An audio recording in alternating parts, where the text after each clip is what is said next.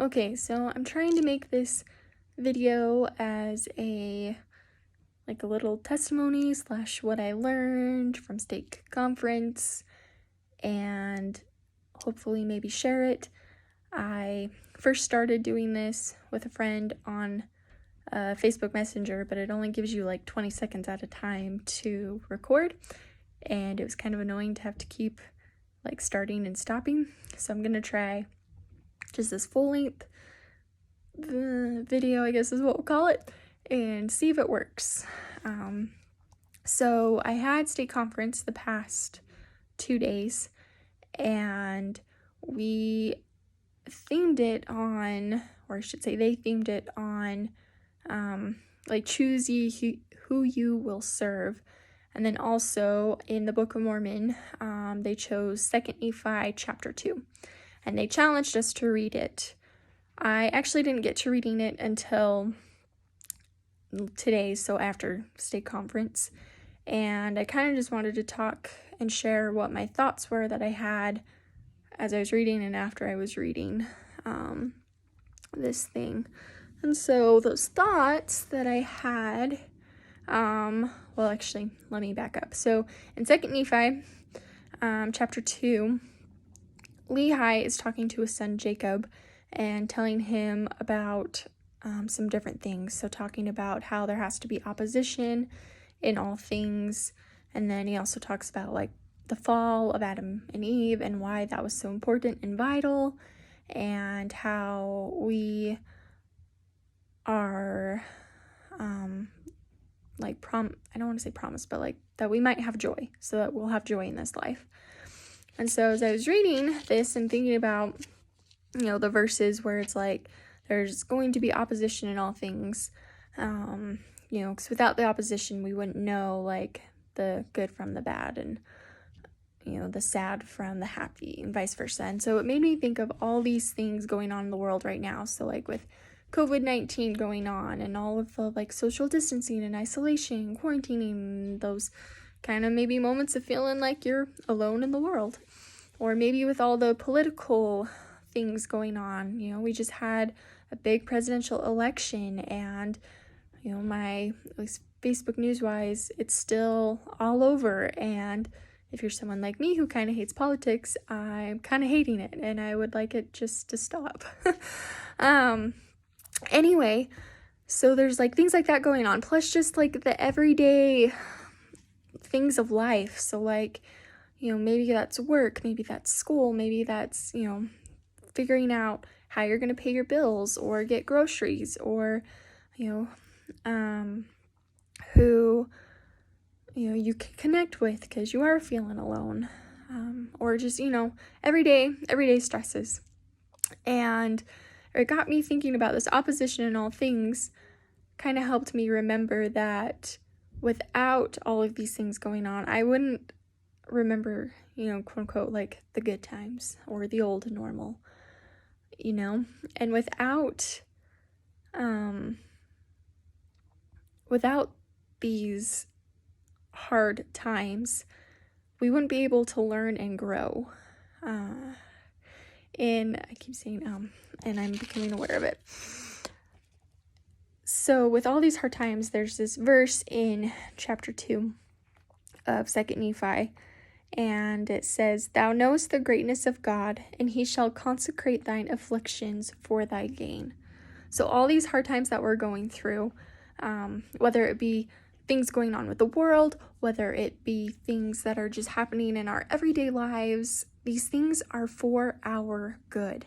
They're to help us grow and learn, and to help us maybe appreciate those things before. So the things like pre-COVID, where you could just go out without wearing a mask and be with friends or go to church. Maybe it's like pre all the country division with all the political things. It gives us and helps us to put in perspective those things that we can work for again. And in verse 11, that's where it kind of talks about where it must needs be that there is an opposition in all things. Because without that opposition, we're never going to know the good from the bad, the joy from the sad, the hard times from the good times. And so with all of this things going on, it was just kind of a good reminder for me to remember that, there are good times, and all of these things will be for my gain, because God and Christ, they have our best interests at heart. They have our, I can't think of the word, but they're here for us, and they want us to succeed and become the best people that we could be. And the only way that we can get to that, being the best person that we can be, is through the hard times and also through the good times. We need both, because it's with both that we gain those experiences. And once we gain and go through those experiences, Lehi talks to Jacob about joy. And so in verse 25, it talks about how Adam fell that men might be, and men are that they might have joy. In one of the talks from the evening session last night, the woman talked about how it doesn't say like you are given joy, like it's just going to come and it's going to be there. It's something we have to choose. Now, that doesn't mean that this joy is always going to be like rainbows and unicorns and happy times where we're just partying and life is great and grand. There's going to be hardships, trials, tears, frustration, all the emotions, all of the things we go through are part of that joy. But the way that we can choose joy to help us through those afflictions and those hard times and even the good times are in seven steps. And the first step is to choose truth. So find and seek out the truth. And that kind of goes with I think of like in the Book of Mormon in Moroni chapter 10, verses 3 through 5, and it gives us 6 different steps of how to seek and know truth. And remember, like all those research papers in school where it was check your sources, and then ponder and pray about these things that we learned. So seek out the truth, whatever that truth is, and seek for confirmation, which kind of leads into step number 2, which is to listen, which goes along great with the church's initiative from I believe April's conference, where President Russell put out this thing about hear him. So how do we hear him? How do we find, the Lord's voice in these crazy wild times that we live in? And once we figure out how we hear him, we got to practice that and keep that up so that we can ultimately, have the joy that this is talking about, but also to help us know the truth and to know those things that are going to help us along and to make it through this wild ride. Step 3 is service. When we are in the service of our fellow beings, we are in the service of God, right? And service is a great way to lose yourself. It's a great way to remember that, there are other people who are going through, hard times too. And so it's a great way to practice joy. Step 4 is to live your life in the Lord's standards. This is another one that's hard. Sometimes the Lord's standards, they seem outdated sometimes. Sometimes they're just things we simply don't want to do because, we want to, live life and, eat, drink, and be merry, for tomorrow we die. That sounded really morbid, but anyway, we want to live it up. And so sometimes that living in the Lord's standard, it's really hard. But, the world's way is kind of more, I think of it as like that temporal. So it's only like a momentary happiness. The Lord's way is kind of what's going to lead to that everlasting joy. But again, really hard, and it's not always something we're going to want to do. Step 5 is gratitude, and I am a huge proponent of gratitude. I teach groups about it, and just 2 days ago I had a whole group about gratitude and the effects of gratitude. And gratitude has a lot of great bonuses. It helps us to, like sleep better. It helps us to have better mental health.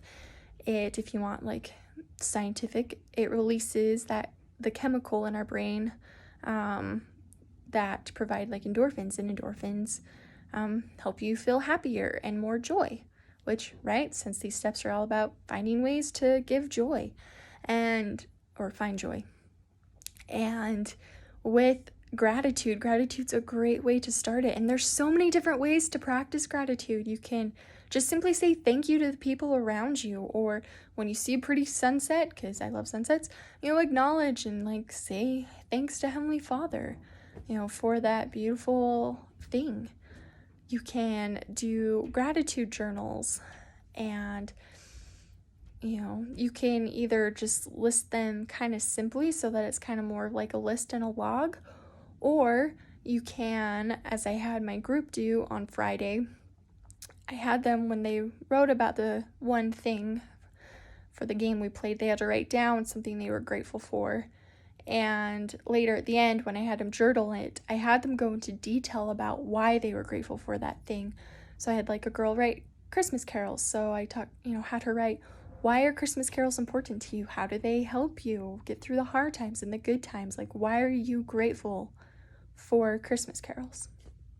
So anyway, gratitude, love it. What I'm currently doing is I'm not doing a journal like I used to, but I do try to say 2 to 3 things every night before I go to bed that happen throughout the day that I am grateful for.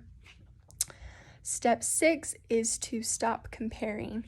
So we can't compare our lives and what's going on in our lives with everyone else's lives, because especially if we're going off social media, we're humans, we're going to have imperfect lives. And, when it comes to social media, we just post like the good stuff, the happy stuff. And life is full of the ups and downs. It's a roller coaster. And with all of these ups and downs, we're going to have those moments of the good, the happy, and then we're going to go down to maybe the angry and the sad and the frustrated. And that's part of life, but we got to stop comparing ourselves with someone else's lives. And sometimes even with our own selves, like we compare ourselves of where we were or where we want to be, and then we just get discouraged that, hey, that's not how I am anymore. But remembering that, our hardships, our trials are for our gain. That's what helps us learn and grow. And it's through these ups and downs that we are molded into the people that we are meant to become. And the last step is recognize and realize that you are loved, which is another, I think, hard step. That, self-love and remembering that we are worthy of love can be really difficult, especially when we get in those moments of loneliness and that maybe we're fighting like depression and anxiety and we just don't feel it. But it's there and we are worthy of it. It makes me think of a general conference talk. So several conferences ago, I don't remember which one, but Jeffrey R. Holland gave a talk, and I remember this line that talks about, God's love is simply there. It is always there, or something to that effect, which that is a truth. That is one of those truths we need to remember, that, God and Christ, they're there for us, and they love us, and they want what is best for us. And so putting us through these times is how they accomplish that. So my last thought that I kind of want to share of what they shared in conference and things that kind of stood out to me. This is going back to 2 Nephi and chapter 2, verses 2 and 11.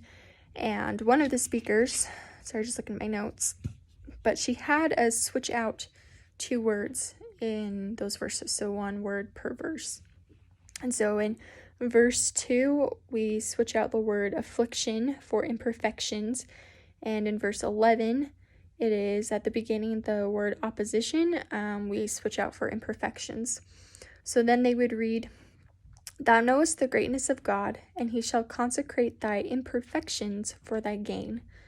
And then the beginning of verse 11 says, For it must needs be that there is imperfection in all things.